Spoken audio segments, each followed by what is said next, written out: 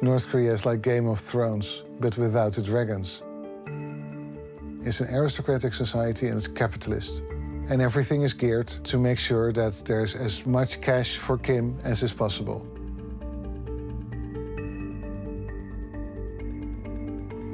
자본주의 나라도 이제 돈이라는 게 이제 피라고 이야기할 수 있는 거 아니겠습니까?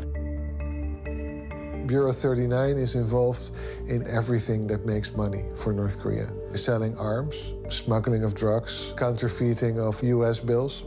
This is about hundreds of millions of dollars a year. 전 다 해요. 전 everything. 어제 우리가 하는 일은 말하자면 make dollars.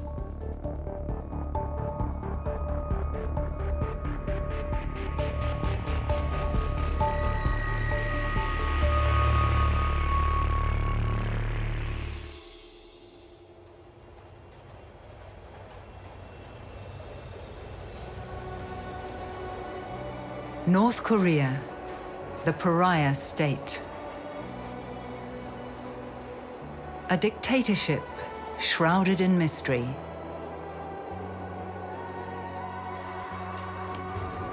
Every day, the official newspapers praise the heroic deeds of the dear leader. Time seems to stand still here.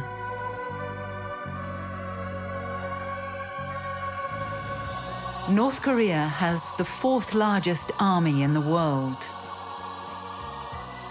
For 3 generations, the Kim family has ruled the country with an iron fist.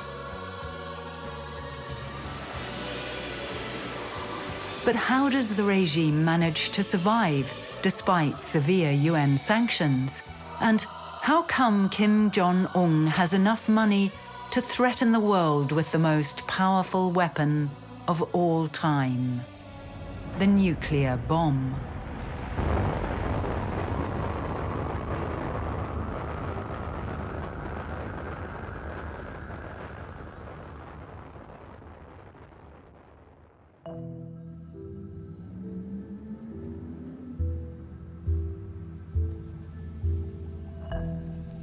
Far from North Korea, a history professor is working on answers to these questions. Remco Breuker from the University of Leiden in the Netherlands has been studying the enigmatic country and its rulers for years.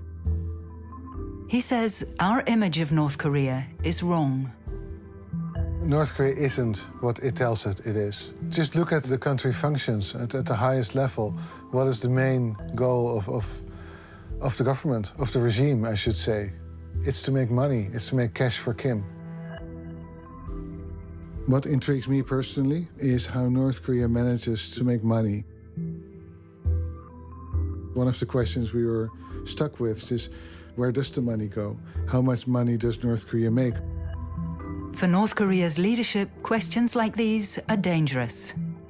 The North Korean regime sent a letter of indictment under my name to the Dutch government, charging me with 3 capital crimes. The worst of the 3 was the accusation that our research, my research, it was in my name, damaged the supreme dignity of the supreme leader. Now this sounds like, it's a funny crime, right? It's damaging the supreme dignity of somebody. In North Korea, it carries the death penalty. A serious threat. Remco Breuker's investigations threaten to disrupt North Korea's cash flow. The country is internationally isolated because of its nuclear program. Without legal sources of income, the regime has taken to raising money illegally. New York, the seat of the United Nations. Since 2006, the UN has imposed 9 rounds of sanctions against North Korea. These measures are monitored by an international panel of experts. The panel consists of 8 members, including ex-intelligence, military, and financial experts. For their own safety, they work in secret. Only the coordinator, Hugh Griffiths, is willing to speak on camera. The sanctions have a tremendous impact on one level on North Korea. It means that their economy can't flourish in the way it would if they were able to sell their largest foreign currency earning commodities legitimately. So they can't ship coal legitimately. They can't ship iron ore legitimately. They can't ship zinc legitimately. Foreign currency is very important to any country, no matter how autarkic its economy. You need foreign currency to buy the goods that are essential for your population or for your elite group. So foreign currency is pretty essential to North Korea's survival. The question is, what's more important to the North Korean leadership, developing a nuclear and ballistic missile program or seeing their economy flourish? The regime decided to go for the bomb. In 2005, it officially announced that it had nuclear weapons as a protection against attacks from the outside and to strengthen its power on the inside. Pyongyang, the city of the chosen. Brand new apartment blocks lined spotlessly clean avenues. Here is where Pyongyang's upper class resides. Only those who are considered loyal to the regime live here. Those who want to enter the capital from the outside need a permit. Song Kyun-chul from Pyongyang's Economic Research Institute. He's authorized to talk to journalists, for example, about the sanctions. 완전한 제재는 불가능하다. 우리도 지금 제재 속에서도 일종하게 대경제 사업은 하고 있습니다. 그 제재를 하겠으면 하라. 하든 안 하든 우리는 우리 힘, 우리 기술, 우리 발전 방식을 가지고 살아나간다는 것. 우리식 자력갱생을 본영의 보검으로 틀어지고 계속 앞으로 나갈 것이라는 것. 이렇게 생각합니다.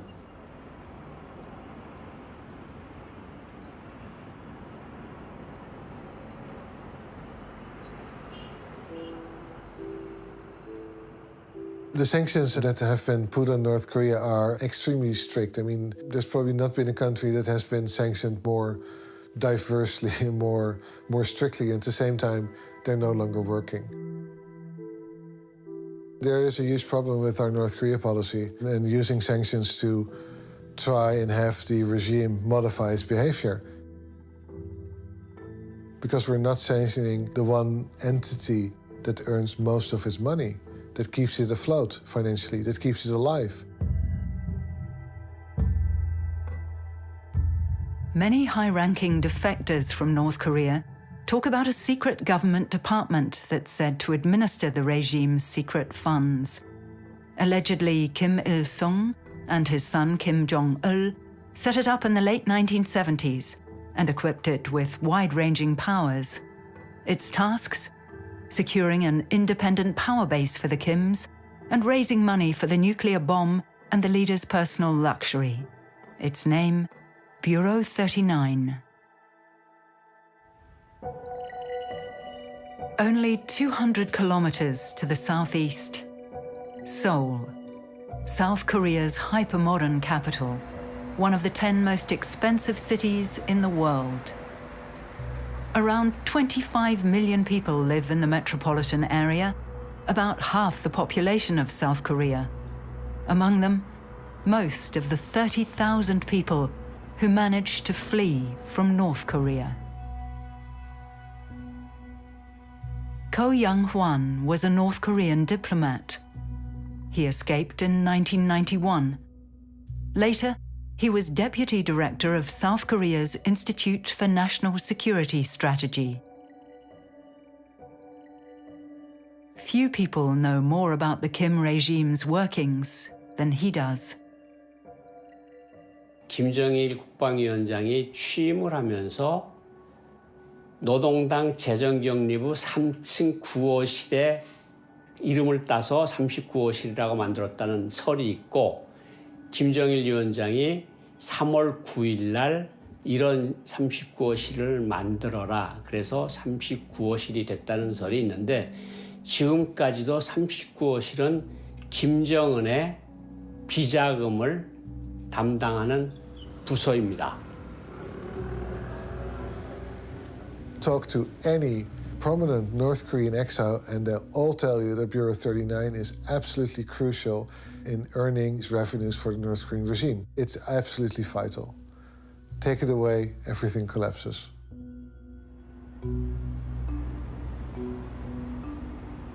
Here in New York, the United Nations impose and monitor the sanctions against North Korea.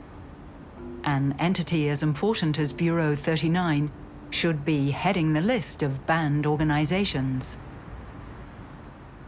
Office 39 is normally talked about by North Korean defectors. We don't really see Office 39 in our investigations. Instead, we're looking at the North Korean banks and the shell companies that traditionally operate overseas in third countries to generate foreign currency, and then that money is sent back to North Korea. Bureau 39 outside of North Korea is not called Bureau 39. Nobody identifies as somebody who works for Bureau 39. So it's very difficult to slap sanctions on people you don't really know are active. Kinshasa, the capital of the Democratic Republic of Congo. Since the 1980s, North Korea has been procuring foreign currency here in the heart of Africa. Ko Young-hwan witnessed a particularly spectacular case at the time. 콩고 민주공화국에 있었는데 돈을 찍는 공장을 가지고 있습니다. 미국 외화를, 달러를 찍어냈습니다.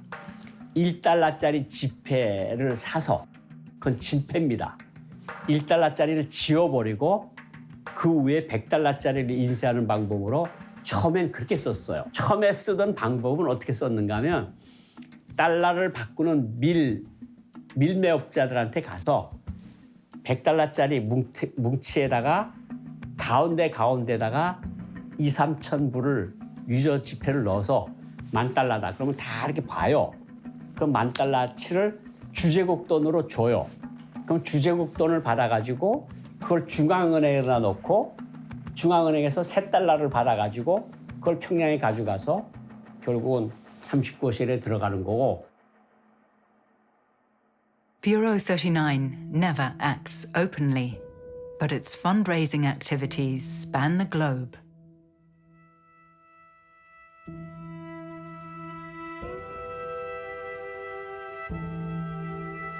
Angkor Wat in Cambodia, a World Heritage Site.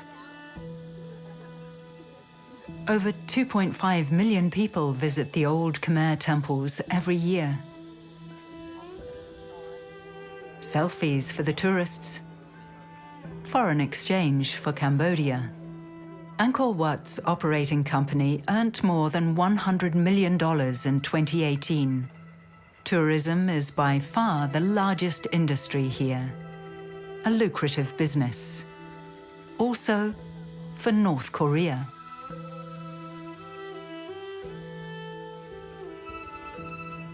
Right next to the entrance to the temples, a museum that opened in 2015. At its heart is a 3D painting that depicts the history of the Khmer Empire in monumental images. Throngs of tourists are guided through here every day. So for the painter, they from North Korean. We had 63 painters.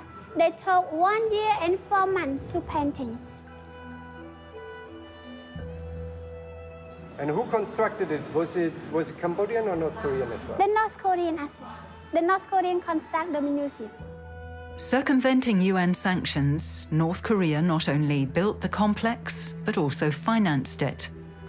In return, the North Koreans collect all the revenues for the first 10 years. After that, they'll share the profits.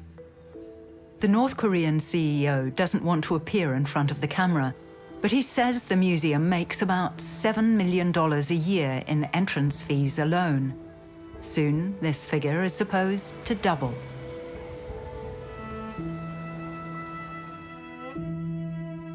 Cambodia and North Korea have maintained close relations for decades. Kim Il-sung and Cambodia's King Norodom Sihanouk were good friends. A solid basis for today's business ties that contravene UN sanctions.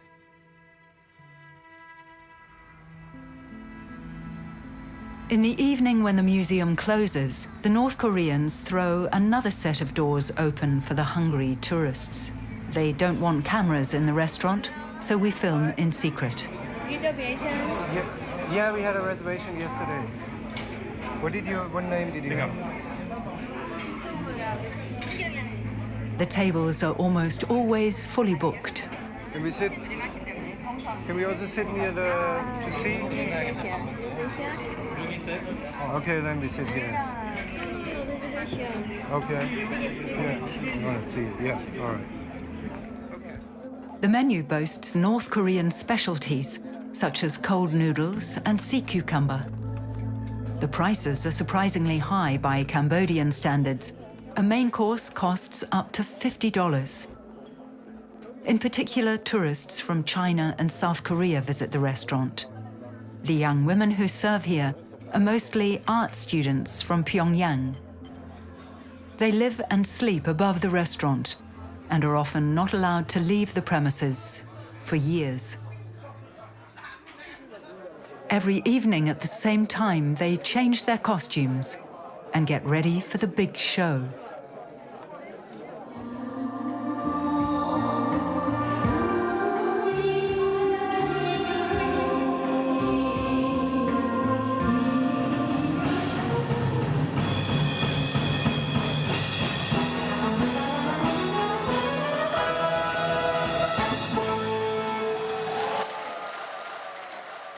There are 130 such North Korean restaurants worldwide, 3 of them in Cambodia.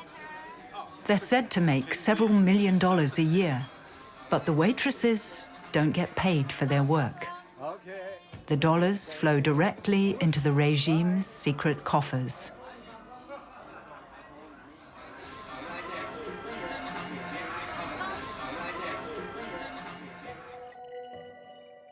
No other country exploits its population as systematically as North Korea. North Korean workers are deployed worldwide, even in the European Union, in Poland. Here we encounter North Korean work brigades on a building site. They've been promised good wages and decent working conditions, only to be treated like slaves. In the evening, after a 12-hour shift, the workers are driven to their barracks.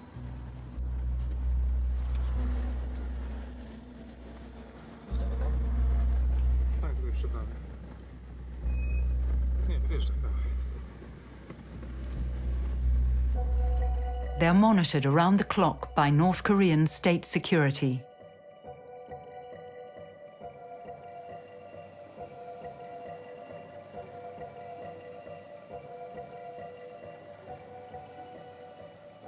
Still, one of them decides to talk. 혼자 나오시는데 괜찮으셨어요? 예, 일요일에는 혼자 나오는 게 괜찮습니다. 만약에 들키시면 어떻게 되세요? 문책을 당하지요. 법에 끌려가서 문책당하고 그리고 조사받지요. 조사받고 마지막에 이 조사가 심해지면 평양에 끌려가가지고 거기서 또 조사해가지고 마지막에는 종당에는 감옥에 가게 되지요. 여기 직장이 있으신 거죠? 네, 저는 30대인데 우리 집 사람하고 딸을 고향에 두고 혼자 돈 벌러 나왔죠. 네, 그런데 아무리 일을 많이 해도 돈을 모으기가 너무 힘들어요. 네, 형편없지요. 아무데나 갈 수도 없고 자유가 없어요. 조 단위로 같이 생활하니까 우리 임금이 다 뜯기는 거 알고 계시죠? 우리한테 지어지는 건 조금밖에 안 돼요. 다 뜯기지만은 그래도 집사람하고 딸이 있기 때문에 할 수 없이 이거 해야 되는 그런 방법밖에 없어요.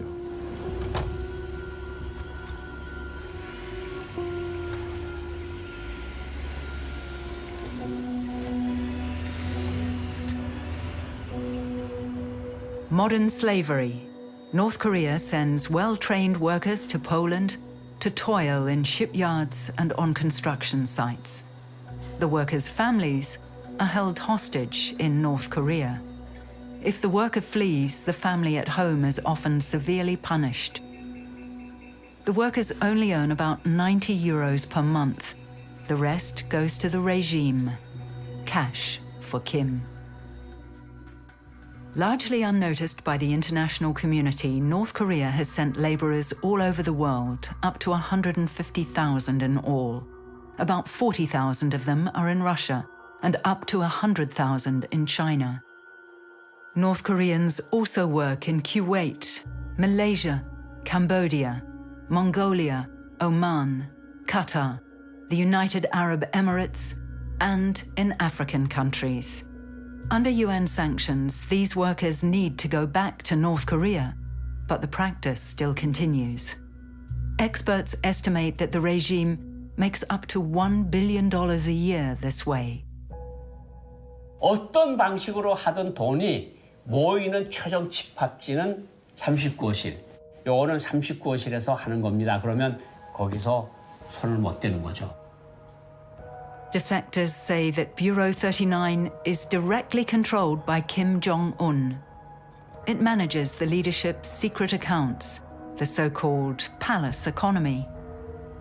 But where in Pyongyang is Bureau 39 located? And how many millions flow into its coffers?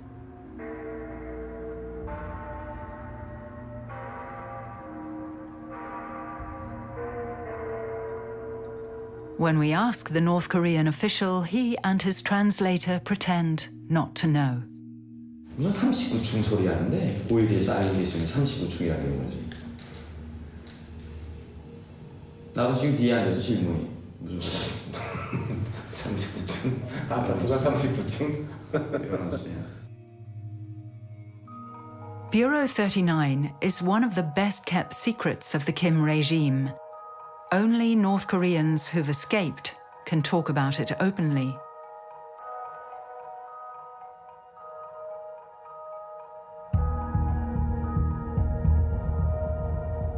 Seoul.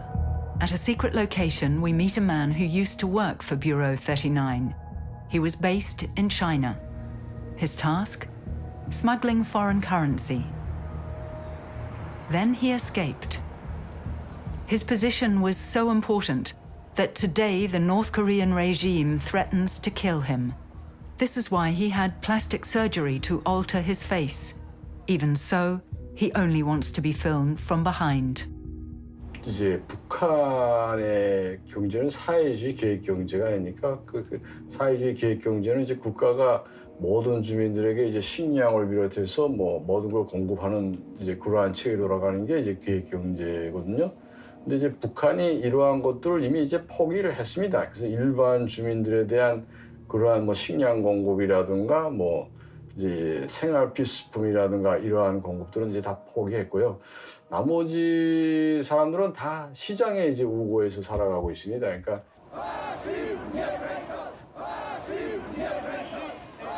To understand Bureau 39 and the capitalist structures of North Korea, it's important to understand its history.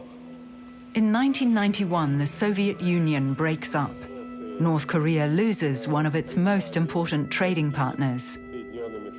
While many former socialist states now rely on market economics, the Kims continue to isolate themselves. When Kim Jong-il takes over from his late father in 1994, a famine breaks out. During the Great Famine in the mid-90s, many North Koreans starved to death. The public distribution system collapsed. Witnesses describe seeing mountains of dead bodies in the streets. Anywhere between 1 to 3 million North Koreans died. So what happened is that North Koreans now knew that if they wanted to survive, they could no longer trust or rely on the state. From then on, the rural population in particular had to be self-sufficient. Black markets started to emerge all over North Korea. They're called jangmadang. All sorts of currencies are accepted, especially American dollars and Chinese yuan. Today there are countless of these markets throughout the country. 400 of them are even officially licensed and provide tax income for the regime. Mainly food and goods from China are bartered and sold here. 뭐 잘 알다시피 북중 국경이라는 게 몇 킬로 남아가 이제 그 국경을 맞대고 있습니다. 거의 뭐 제가 알고는 한 70-80% 지역의 그 위치에는 그런 철조망 같은 것도 없거든요. 이걸 통해서 주민들, 국가가 통제하지 않는 이런 주민들의 교역이 아주 활발하게 진행되고 있는 거로 제가 알고 있습니다. So the regime tried to control the market, but it knows it can't, because if it shuts down the market without having in place another public distribution system, people die of hunger. And North Koreans are not going to let that happen again. They know what happened last time. And that's how North Korea really changed from a socialist country with an economy in ruins to a capitalist country with a hybrid economy that looks socialist but really is really capitalist. The biggest profiteers from these black markets are Pyongyang officials. Because of their loyalty, but mainly out of financial self-interest, the regime allows them to trade. Over the years, they've become rich. They sell luxury goods, smuggle raw materials, and invest in real estate. They're called donju, money lords. They enjoy the luxury and the freedom that the regime grants them, but their loyalty comes at a price.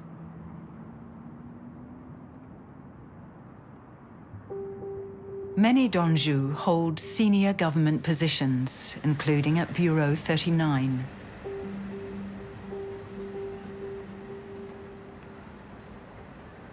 Like this man who's been hiding in Seoul since he escaped.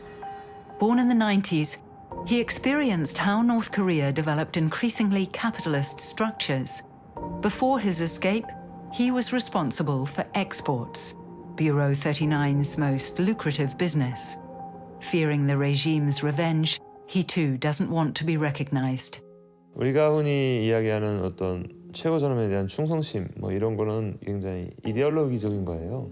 근데 이데올로기보다도 실은 더 직접적인 거는 내 물질적 만족이에요. 혹은 사회적인 지위 이런 것이 오히려 내가 거기에서 일하는 거에 대한 동기였고 목표였죠. 그거에 가깝게 접근하는 것이 그런 경제 파트에서 일하는 것이라는 걸 선택의 여지를 더 이상 두지 않았고 그랬기 때문에 저희는 그거였어요. 남들과 똑같이. In that respect at least, North Korea's go-getters are no different from their counterparts in the West. 보위부라든가 검찰이라든가 이 사람들이 함부로 손을 못 댑니다. 왜? 그 사람들은 엄연하게 당에 필요한 외화를 벌고 있기 때문에 이런 안전기관이라든가 보위기관이라든가 검찰기관이 마음대로 이제 어떻게 할 수가 없는 거예요. 웬간하에서 이제 법에 저촉되는 일도 이게 당외화벌이라고 하게 되면 눈 감아주는 일도 많고 하니까 당연히 북한의 그 엘리트 계층들이 이제 많이 선호를 하고 있죠. 어찌 보면 그냥 다 명칭은 회사이긴 한데 그 회사에 나의 어떤 이런 신분증상에서의 나의 직급, 직위를 나타내는 네임이고 실제 하는 업무는 이제 대외 무역이죠. 실제로 유럽 쪽에서도 사업을 하던 팀들이 있었어요? 그럼 많죠. 유럽에? 많죠. Hamburg, Germany. Until a few years ago, the North Korean state insurance company KNIC had a branch in an innocuous-looking apartment block here. 6 North Korean officials made deals with major European insurance companies. 대외보험총국이라고 있습니다. 대외보험총국이 한 번은 행정부 이제 보험을 하는데 보험 사기를 합니다. 보험 사기라는 건 어떤 건가면 예를 들어서 헬리콥터 몇 대를 러시아제 헬리콥터 MI8 같은 헬리콥터를 이제 거의 다 수명이 다간 헬리콥터를 보험을 듭니다. 그래서 재보험을 들어서 영국 로이드 보험회사 같은 데다 이제 재보험을 드는데 그래서 비행기가 이제 비행기 보험을 예를 들어서 $5,000씩 매달 물다가 한 1년쯤 문 다음에 그 비행기를 폭발을 시키든가 불을 지르든가 해서 그 헬리콥터 값을 받아냅니다. 한 $200만 200만 달러를 받아가지고. One case among many. In 2015, the European Union put the North Korean insurance company on their sanctions list. The accusation, co-financing of the nuclear weapons program through Bureau 39. Experts estimate that with crashed helicopters and similar tricks, the Kim regime earned several $100 million. 많은 사람들이 훈장도 받고 그래서 이게 다 버리는 물건을 가지고 이런 돈을 벌 줄은 몰랐다. But how does the Kim regime manage to transfer the millions it makes to Pyongyang? The answer is simple, through diplomatic channels. 그러한 것들을 하고 있는데 대체로 39호실은 대표부가 나와 있든지 대사관에 소속돼 있든지 이 사람들은 대체로 그 본국의 이제 수출품을 해외에 팔고 이제 39호실이 요구하는 물자를 들여보내주고요. 그다음에 이제 North Korea uses its worldwide network of embassies to ferry money back to Pyongyang. North Korean officials enjoying diplomatic immunity carry the money in cash in their flight baggage. A simple but efficient way to ensure the cash flow doesn't stop.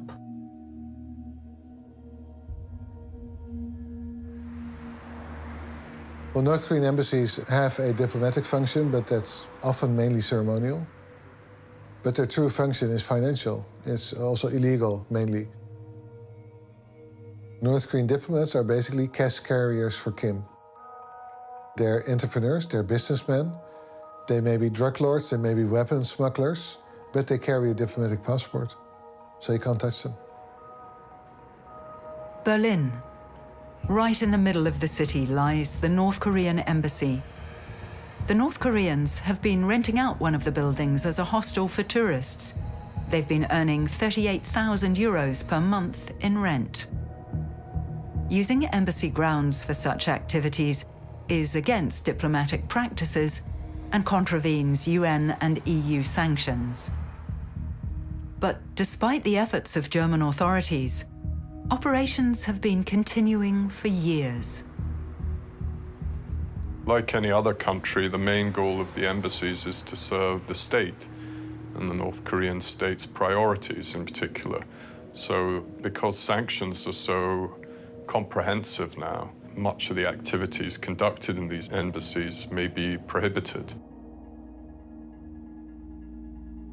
Providing military supplies, training, and much of that has been done through North Korea's embassies, particularly in Africa and the Middle East. So out of all the countries in the Middle East currently, the Syrian Arab Republic has the greatest levels of prohibited cooperation with North Korean military entities. Hafiz al-Assad, the father of the current Syrian despot, and Kim Il-sung were friends from the 1960s on. Back then, the North Koreans helped the Syrians during the war against Israel and supplied them with weapons and ammunition, an important source of income, right up till today.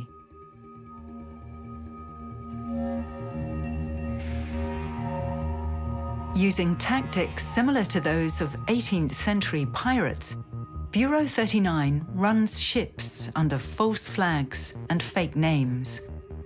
According to the UN, North Korea has thus managed to send large numbers of weapons and grenades to Syria. Between 2012 and 2017, at least 40 shipments from North Korea passed through the Suez Canal. But in 2018, the UN managed to have one of them intercepted. So we found something, cargo on its way to Syria. These were acid-resistant tiles and valves, which could be used in chemical weapons development, but also missile fuel is highly corrosive, and such tiles could be used for ballistic missile program as well. The bill of lading clearly gave as an address in Syria an established front company for Syria's Scientific Studies Research Center, the SSRC, which is responsible for Syria's ballistic missile and chemical weapons development program. The chemical weapons produced in these laboratories have been used by Syria's dictator Assad against his own people for years.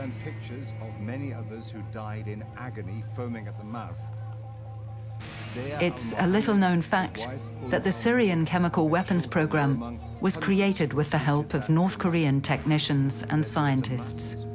Syria's Scientific Studies Research Center, the SSRC, at facilities located close to Damascus, Homs, and elsewhere in Syria.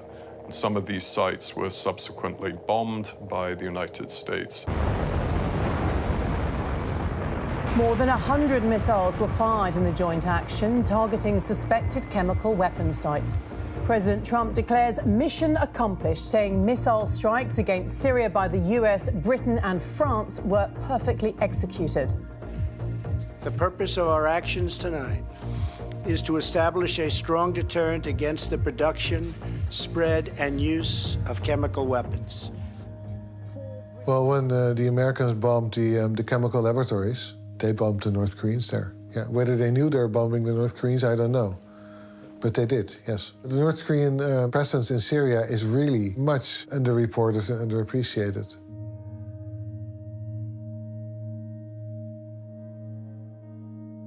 Had Syria not been able to count on North Korea to sell to it its weapons, its guided missiles, its chemical laboratories, perhaps Assad would not have emerged as a victor from this struggle.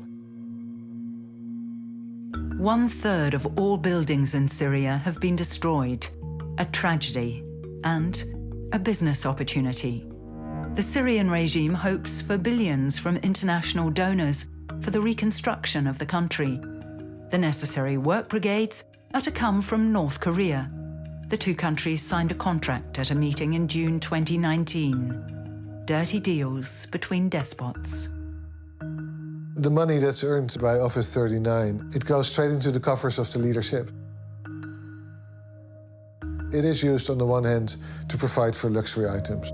It is used to pay for the Mercedes-Benz cars that somehow found their way into North Korea despite the sanctions. But it is also used, and this is probably more important, to deliver the best hackers you can train. As early as the mid-80s, Kim Jong-il started training the most talented children in terms of mathematical abilities and programming abilities to become cyber hackers. They're also good money earners. Ransomware, like the WannaCry virus, for example, is considered to come from the North Koreans. It is the biggest cyber attack the world has ever seen. Hundreds of thousands of computers around the world in about 150 countries rendered useless. Now, the U.S. government is publicly placing the blame for that cyber assault, uniquely dubbed WannaCry, squarely on Kim Jong-un's army of hackers. British intelligence officials and Microsoft had previously concluded that groups associated with the North Korean regime were responsible for the WannaCry hack. In Seoul, computer specialists are hot on the heels of North Korean hackers. Simon Choi works as a consultant for South Korean intelligence agencies. 그동안 10년 동안 북한 해커들을 추적을 하면서 사실 북한이 기존에는 뭐 국방 분야나 또는 뭐 방산업체 등 아니면은 뭐 국가 기관을 대상으로 많은 해킹을 했었는데 한 2005년도부터는 점차 그들이 North Korea has limited access to the internet. Only 1,000 IP addresses are available to the country. North Korean computer specialists use them to attack other countries. Experts estimate that between 600 and 1,300 hackers work for Kim. 대표적으로 일단 금융권을 해킹하는 팀은 전 세계적으로도 좀 뭔가 두각을 나타내는 건 두 개가 있습니다. 하나가 이제 북한의 라자루스나 또는 북한에 있는 또 다른 그런 금융권을 해킹하는 팀이고, 하나가 이제 카바나기라고 하는 러시아가 아마도 배후에 있을 거라고 추정을 하는, 거의 봤을 때는 북한이 8대 2 정도로 보여지고 있습니다. 네. 그런 특징들을 Experts estimate that up to $2 billion have been stolen by young, highly trained North Korean hackers.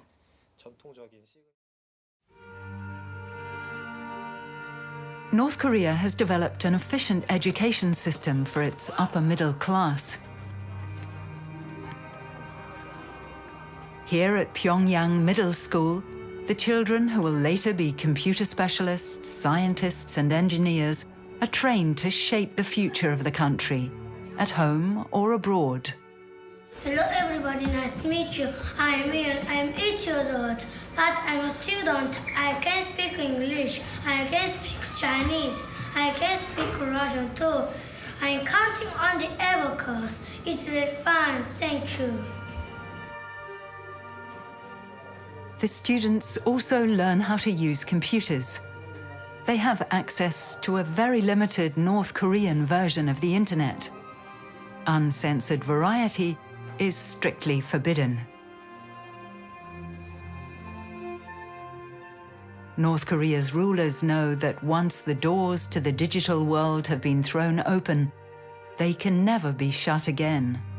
But despite all precautions, in 2007, North Korea faced the first digital data leak in its history. Because a lot of classified information is now available digitally, it can easily be copied and smuggled out of the country. For example, the data of Pyongyang's municipal registry, with more than 2 million entries. Professor Breuker obtained a copy and is currently analyzing it using special software. We never had this kind of up-to-date information ever. If you want to understand the system, the regime, the party, if you want to understand Pyongyang, if you want to understand North Korean economic activities in and outside of the country, this is really the stone of Rosetta. We can now actually go about analyzing and mapping Pyongyang for the first time, and we're no longer dependent on anecdotes, on people who tell us where all the buildings are.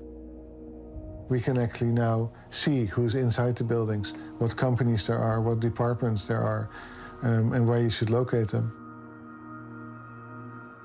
The data proves the main building of Bureau 39 is close to the seat of power, right in the middle of Pyongyang, just a stone's throw away from the headquarters of the Workers' Party.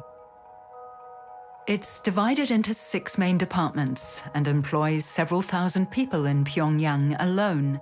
They have their own fleet of vehicles, kindergartens, a golf course, an ostrich farm, and even their own bank. These 6 main departments are in turn responsible for hundreds of individual companies throughout North Korea. They control iron ore and diamond mines, jewelry factories, and textile companies. They're mainly specialized in exporting goods abroad. Other companies in the Bureau earn foreign exchange through forced labor, arms smuggling, and insurance fraud. But one rule applies to all. The name Bureau 39 is never mentioned outside North Korea, so it remains invisible. Impossible for UN sanctions monitors to detect.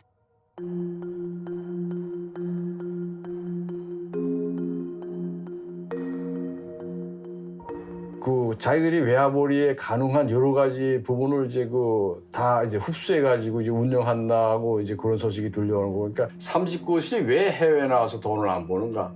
북한 국내에서의 막강한 파워를 가지고 있기 때문에 북한에서 이제 돈 될 만한 그러한 지표들을 다 39실이 가지고 있기 때문에. 다시 말해서 일반 상품 무역부터 시작해서 감옥 관리직은 몇천 명 정도 되죠. 노동자들까지 다 하면 몇십만 명이 되고요. 그러니까 다 해요.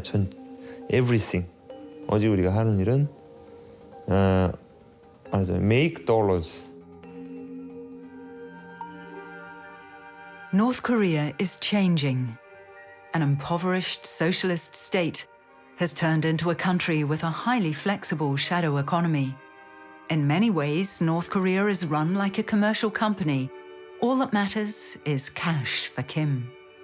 The workers here are no longer slaving away for the revolution, but for the wealth of their leader and his cronies. The gap between rich and poor is widening.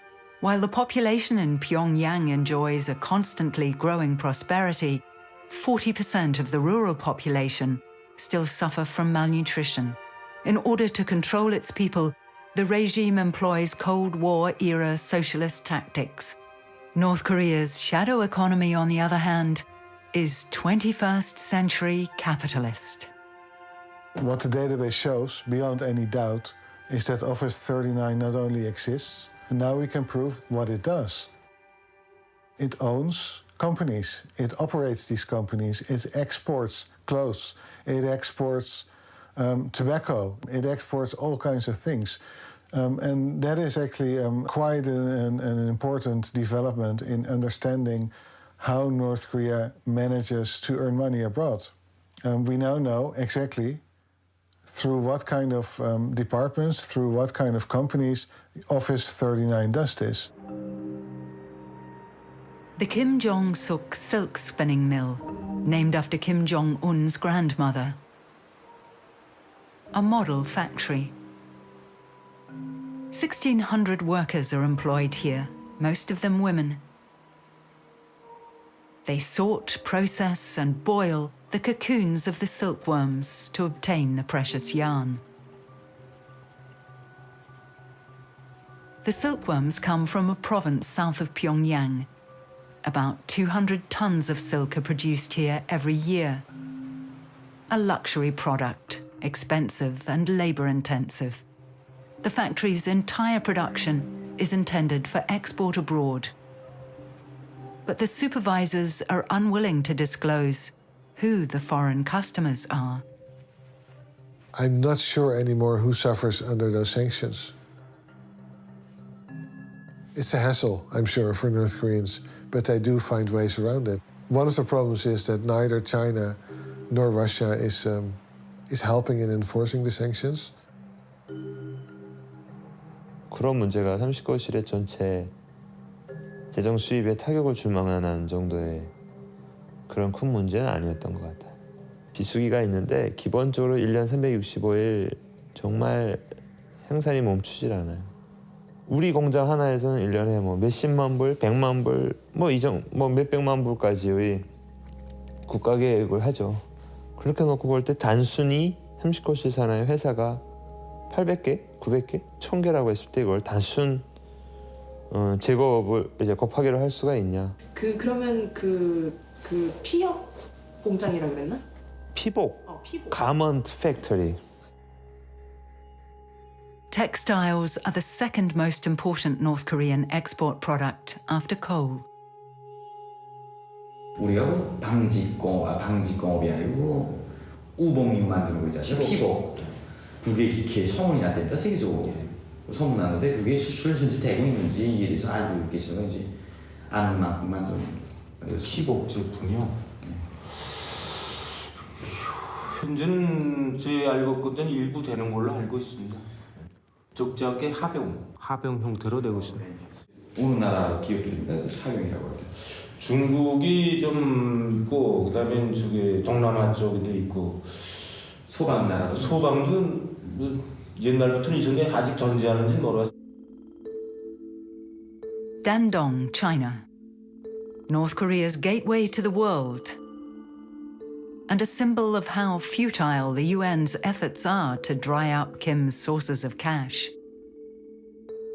The Sino-Korean Friendship Bridge across the Yalu River has been connecting China and North Korea since 1943.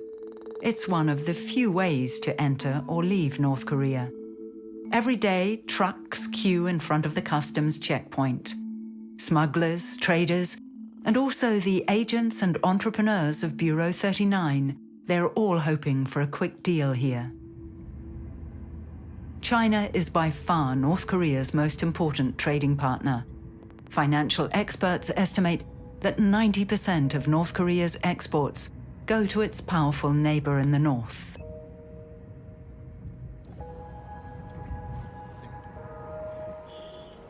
Thousands of North Koreans are said to work in textile factories in the region.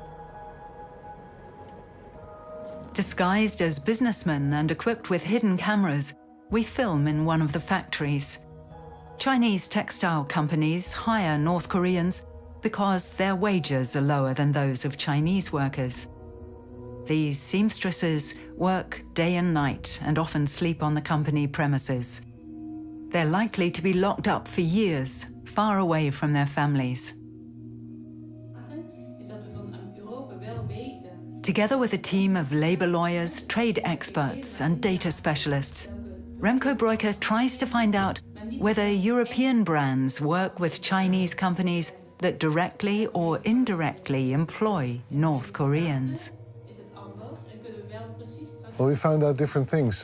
One of the things we were actually hoping to establish was the use of North Korean workers in Chinese factories. But what we found, really to our surprise, is that, yes, we do have North Korean workers working under slave-like conditions in China, but more than that, Chinese factories outsource to North Korean factories in North Korea. We've managed to prove the existence of a significant amount of North Korean slave labor in the supply chain of some of the world's leading clothing companies. Basically, in Europe and in the US, we've come to an agreement that we no longer wish to find slave labor or child labor in our supply chain. So there are all kinds of agreements in place. But if you look closer at some of these producers, you find that sometimes up to 90% of their production does not take place in China. It does not take place in the factories where the European and the American auditors come to check whether working conditions are decent. Yes, they are in those factories, but that's only where 10% of the product is made. The other 90% comes from North Korea. Breuker's team investigated one Chinese textile company more closely. It's called Vendeste. Their website states that the company relies on low labor cost and abundant human resources. Their list of customers reads like a who's who of international fashion brands. The website features a men's jacket. Next to it, it says Korean imported. The buttons carry a label, Armani jeans.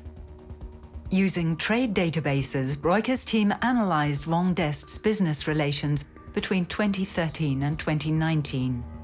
The databases used customs data showing which goods are sent back and forth between companies in different countries. So what happens is that China sends the material to make certain types of clothes to North Korea. 1 month later, they ship back in the same container, and then you have finished clothes. Those clothes are again shipped to, say, the Netherlands or to Germany or to America. And from there, they're distributed into our stores. Between 2013 and December 2016, Vendeste sent around $10 million worth of fabrics and raw materials to North Korea. During the same period, Vendeste received finished garments worth almost $25 million from North Korea. Customs classify textiles by so-called HS codes. A lady's sweater, for example, has a different HS code than men's jeans. We take a closer look at HS code 6201. It stands for men's anoraks and jackets, like the Armani jacket on the website. Between 2013 and December 2016, Vendeste imported garments worth $12 million with this code from North Korea. The same code is also used for deliveries from Vendeste to Europe and the US. Among the customers, Armani. Armani jackets that look exactly like the one on Vendeste's website can also be bought in Europe. This one costs €219. It can't be proven beyond doubt whether garments like this one are made in North Korea, but can it be ruled out? We ask the fashion brands. Armani writes, "We confirm that Van d'Est is one of our suppliers, and as such is regularly subject to checks and inspections. The result of these checks being that no finished products are manufactured in North Korea. Like all our suppliers, it's also required to declare which subcontractors it uses, and where these are concerned, it's also the case that none are in North Korea." We've also contacted Van d'Est in writing. The company offered no explanation as to why and to what extent it trades with North Korea. One thing can be said for certain. Well-known fashion brands have their goods manufactured by a Chinese company that cooperates with North Korea, a country where workers have no rights, where human life counts for nothing.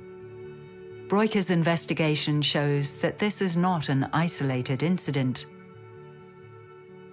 For years and years, we've heard testimonies from North Korean escapees who were in concentration camps that they had been forced there to produce textile for the export market, for famous Western brands. And I think for the first time I've been able to corroborate that through an external source, so not through a testimony. In this same database, I found the department, the bureaucratic department that is responsible for managing the production of textiles for one of the concentration camps outside Pyongyang. It means that we not only buy clothes produced by forced laborers, maybe even slave labor, we may even buy clothes in the Netherlands, in Germany, all through Europe, in America, that was made in concentration camps by people who will never see the light of day again. These are the kinds of camps that you don't leave until you're dead. That is just too horrific to put in words. And we're complicit.